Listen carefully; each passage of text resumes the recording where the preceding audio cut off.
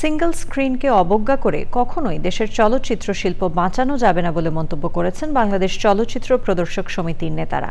বৃহস্পতিবার সংবাদ সম্মেলনে ঈদের চলচ্চিত্র ও সাম্প্রতিক বিভিন্ন ইস্যুতে একথা বলেন তারা। এ সময় বরবাদ সিনেমার প্রযোজকদের অপেশাদার আচরণ নিয়ে সমালোচনা করে তারা বলেন, কোনো প্রযোজকেরই হলে চলতি সিনেমা বন্ধ করার এখতিয়ার রাখেন না। হলে সিনেমা প্রদর্শনে যে কোনো অনিয়মের অভিযোগ প্রযোজকদের লিখিতভাবে জানাতে বলেন তারা।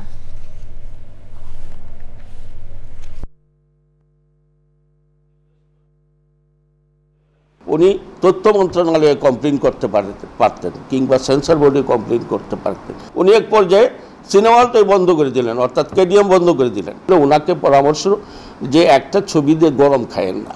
সিঙ্গেল স্ক্রিনকে অবজ্ঞা না করে আমার জন্মকে যদি অবজ্ঞা করি আমি, তাহলে আমার চলবে কী করে? আমার অস্তিত্বকে ঠিক রেখে, আমার বড়কে ঠিক রেখে আমি আগামী দিনের জন্য অগ্রসর। আমরা কোনো প্রযোজককে অন্যায়ভাবে যাতে হলমার্করা কিছু না করে সেদিকেও আমরা নজর রাখছি, আর প্রযোজক যাতে হলমার্কদেরকে ইনজাস্টিস না করে তার সেই দিকেও আমরা খেয়াল রাখছি।